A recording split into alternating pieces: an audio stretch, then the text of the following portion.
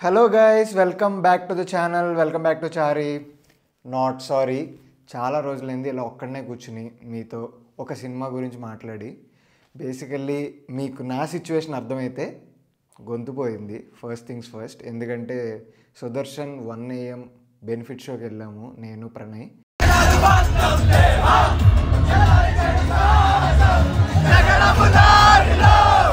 ప్రణయ్ గడ్ ఛానల్లో వ్లాగ్ వచ్చేస్తుంది. ఎవరన్నా చూడాలనుకుంటుంటే ఇది అయిపోయిన తర్వాత అది కూడా వెళ్ళి చూసేయండి. అండ్ నా ఛానల్ కొత్తగా చూస్తుంటే మాత్రం ప్లీజ్ వేరే కాంటెంట్ అంతా చూడండి. చోది చెప్తా అని ఒక సిరీస్ కూడా చేస్తున్నాం మేము, పాడ్కాస్ట్. అవి కూడా చూసి నచ్చితే సబ్స్క్రైబ్ చేసుకోండి. ఇక వీడియోలోకి వెళ్ళిపోదాం.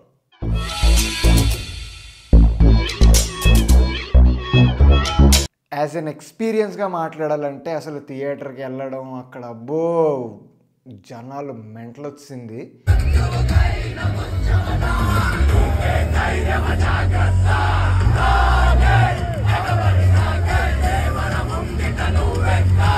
ఆ జనాల్లో కొంచెం తొక్కించుకుని కొట్టించుకుని థియేటర్లోకి వెళ్ళి కూర్చున్న తర్వాత సినిమా స్టార్ట్ అయ్యి రచ్చ అది ఇది ఎక్స్పీరియన్స్ని ఒక స్టోరీలో చెప్తాను మీకు. అసలు as a flow movie start అయింది. మూవీ స్టార్ట్ అయిన తర్వాత లైక్ మనకంటూ ఒక ఎక్స్పెక్టేషన్ అనేది ఉంటుంది కదా. ఇప్పుడు ట్రైలర్లు రిలీజ్ అయినాయి, 2 ట్రైలర్లు రిలీజ్ అయినాయి, పాటలు రిలీజ్ అయినాయి. అండ్ నేను పర్సనల్లీ అనిరుద్ధ్కి చాలా పెద్ద ఫ్యాన్ని.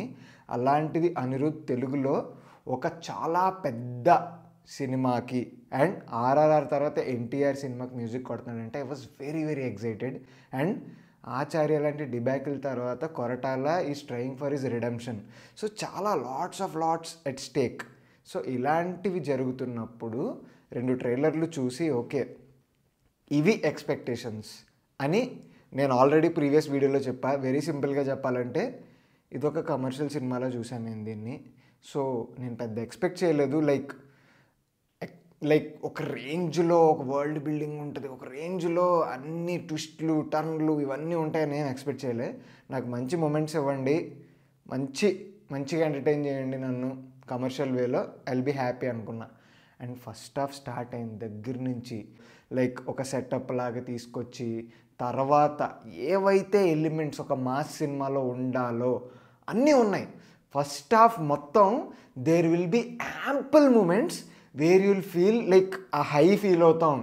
అండ్ అనిరుద్ధ్ డ్యూటీ అయితే మెంటల్ ఎక్కిచ్చాడు. అంటే లైక్ నాకు ఒకటి ఉంటుంది అనమాట. అంటే లైక్ నేను ముందు కూడా చెప్పా, లైక్ ట్రైలర్ గురించి లైవ్లు చేసినప్పుడు వీడియోలు చేసినప్పుడు ఈ సినిమాని ఒక హిట్ నుంచి ఒక మెట్టు ఎక్కించి ఒక బ్లాక్ బస్టర్గా నిలబెట్టేది అనిరుద్ధే అని. బట్ ఆనెస్ట్లీ స్పీకింగ్ సినిమా మొత్తం Anirudh did his part definitely. First half మొత్తం చాలా ఎంజాయ్ చేశా. యాజ్ ఎ మూవీగా నాకు మూమెంట్స్ వర్కౌట్ అయినాయి.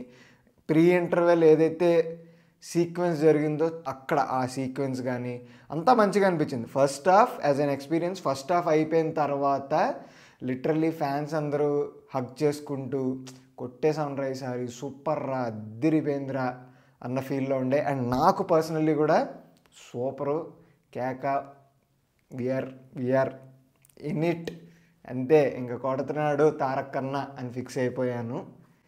అప్పుడు సెకండ్ హాఫ్ స్టార్ట్ అయిందనమాట. ఆనెస్ట్లీ చెప్తున్నా, ఇది నా పర్సనల్ ఒపీనియన్. అంటే లిటరల్లీ నేను ఈ సినిమాని బ్లాక్ బస్టర్ నుంచి అలా అలా అలా అలా అలా అలా అలా కిందకి వెళ్ళిపోవడం చూసాను అనమాట. ఆ రేంజ్ నుంచి literally second half offered nothing for me. అంటే సినిమా షిఫ్ట్ అవుతుంది, సినిమా షిఫ్ట్ అయ్యి వేరే జోన్లోకి వెళ్తుంది, వేరే జోన్లోకి వెళ్ళి తర్వాత ఫన్ స్టఫ్. అంటే మన కమర్షియల్ సినిమాల్లో ఫన్ స్టఫ్ ఏంటి, హీరోయిన్ ఒక లవ్ సాంగ్, ఇవన్నీ వస్తాయన్నమాట. లిటరలీ జాహ్నవి కపూర్ ఈజ్ అదేలే వేస్టెడ్. ఇంకంతే, జాహ్నవి కపూర్ రోల్ పెద్దగా ఏమి ఉండదు. కొన్ని సీన్లు ఉంటాయి అస్సలు ఎక్కలేదు నాకు. చుట్టమల్లే పాట అగైన్ చుట్టమల్లే కాన్సర్ట్ లాగా బాగానే ఎంజాయ్ చేశారు. But it doesn't add anything to the film.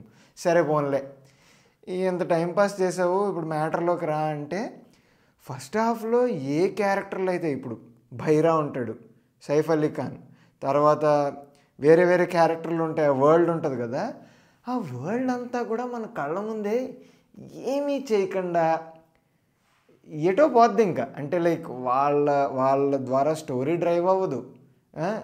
Bhaira ఏదో చేస్తూ ఉంటాడు, మన వర ఒక జోన్లో ఉంటాడు, ఏవేవో జరుగుతూ ఉంటాయి. అండ్ ఒక పక్కనేమో ఎక్స్పోజిషన్లో అంటే ఫస్ట్ హాఫ్లో ఒక సెటప్ ఉంటుంది. ఆ సెటప్ గురించి మన ప్రకాష్ రాజ్ది ఎక్స్పోజిషన్ పెడతారనమాట. ఎక్స్పోజిషన్ అంటే మీకు సింపుల్గా చెప్పడానికి నెరేట్ చేస్తూ ఉంటాడు. సో నరేట్ చేసుకుంటూ ప్రకాష్ రాజ్ మధ్యలో వస్తాడు, నరేట్ చేస్తాడు, వెళ్ళిపోతాడు, కట్ కట్ అలా వెళ్ళిపోతూ ఉంటుంది సినిమా. ఒక్క చోట ఇంపాక్ట్ రాదు. ఫస్ట్ హాఫ్లో అన్ని మూమెంట్స్ పెట్టుకున్న కొరటాల సార్ సెకండ్ హాఫ్ని గివప్ ఇచ్చారా లేకపోతే ఏంటి, లేకపోతే కొత్త రకమైన అంటే లైక్ డ్రామా ట్రై చేద్దాం అనుకున్నారో నాకు అర్థం కాలే. And also there is one important twist, writing పరంగా ఒక ఇంపార్టెంట్ ట్విస్ట్ ఉండే సెకండ్ హాఫ్లో. అది ప్రీ క్లైమాక్స్కి తెలుస్తుంది. అండ్ దాంతో క్లైమాక్స్ సీక్వెన్స్కి వెళ్తుంది సినిమా. అండ్ లాస్ట్లో క్లిఫ్ హ్యాంగర్ అనుకున్నారు. ఆనెస్ట్లీ చెప్తున్నా, ట్విస్ట్ వర్క్ అవ్వలే. తర్వాత క్లైమాక్స్ సీక్వెన్స్ ఏదైతే ఉందో ఆ క్లైమాక్స్ సీక్వెన్స్ నాకు అస్సలు వర్క్ అవ్వలే. రైటింగ్ పరంగా టేకింగ్ పరంగా ఎలాగో వర్క్ అవ్వలే. క్లిఫ్ హ్యాంగర్కి నేను ఇంక అయిపోయాను, చచ్చిపోయాను, నేను డల్ అయిపోయాను నేను.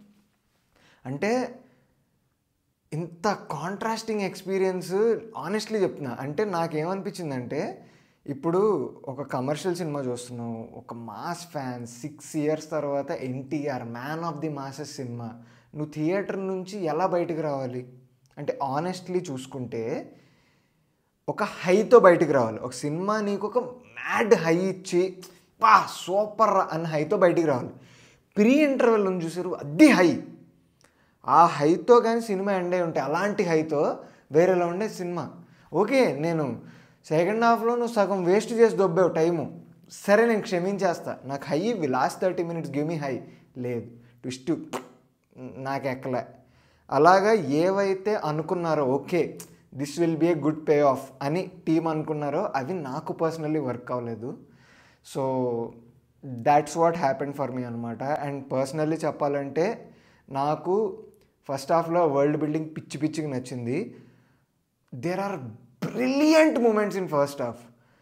ఆయుధ పూజ సాంగ్ ఉంటుంది, సాంగ్లో డ్యాన్స్ కానీ గణేష్ ఆచార్య మాస్టర్ కొరియోగ్రాఫ్ చేశారంట, చాలా కొత్తగా ఉంటుంది. అంటే ఎన్టీఆర్ కూడా ఒక కొత్త రకమైన డ్యాన్స్ చూస్తాం మనం, కొత్త రకమైన టేకింగ్ చూస్తాం. బ్యూటిఫుల్ అనిపించింది ఆయుధ పూజ సాంగ్ కానీ, ఫైట్స్ కానీ, స్మగ్లింగ్ సీన్స్ ఉంటాయి ఆ సీన్స్ కానీ అన్నీ ఆ వరల్డ్ కానీ.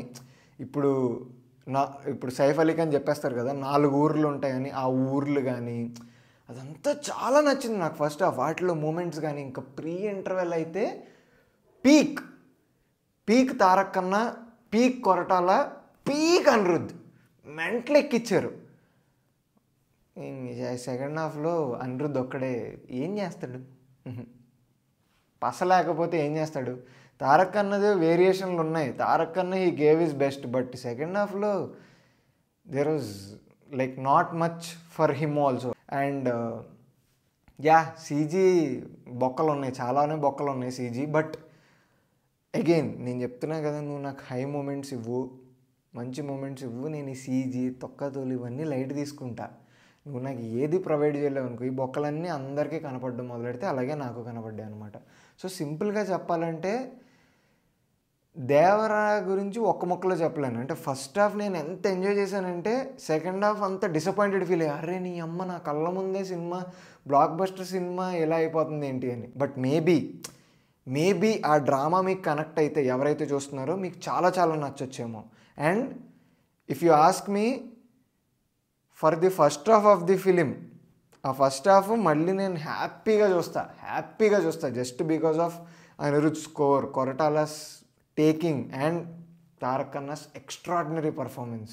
అండ్ ఎవరైతే ఫ్యాన్స్ చూస్తున్నారో, ఎవరైతే ఆడియన్స్ చూస్తున్నారో, మీరు నా థాట్స్కి అలైన్ అవ్వచ్చు, అలైన్ అవ్వకపోవచ్చు. అలైన్ అయ్యారనుకోండి ఒక లైక్ కొట్టండి, అలైన్ అవ్వలేదనుకోండి feel free to ignore, have your own opinion, enjoy the movie man. Devara is a theatrical film, థియేటర్లో చూస్తేనే కిక్ ఎక్కే సినిమా. సో మిస్ అవ్వకండి థియేటర్లో. But if you keep your expectations in check, మీకే మంచిదన్నమాట. So that is the video. ఈ video నచ్చితే మాత్రం మీకు తెలుసు, లైక్ చేయండి, షేర్ చేయండి. అండ్ కొత్తగా వస్తే మాత్రం సబ్స్క్రైబ్ చేసుకోవడం మర్చిపోకండి. Please subscribe to Chari not sorry.